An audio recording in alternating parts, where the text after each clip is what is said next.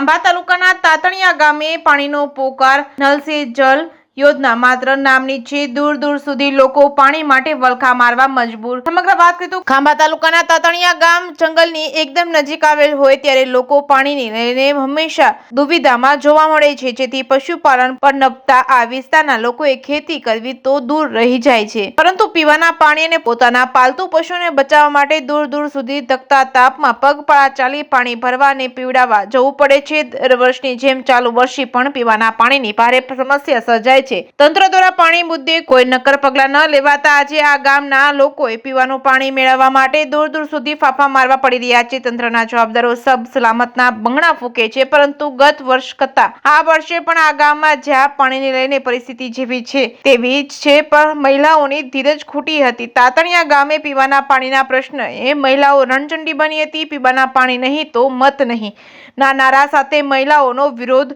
નોંધાવ્યો હતો। હવે જોવાનું એ રહ્યું કે પાણીનો પ્રશ્ન ઉકેલાય છે કે નહીં, તે હવે આગામી દિવસોમાં જોવું રહ્યું। જે કેસ ન્યૂઝ ગુજરાતી સાથે મોસીન પઠાણ, ડેડાણ।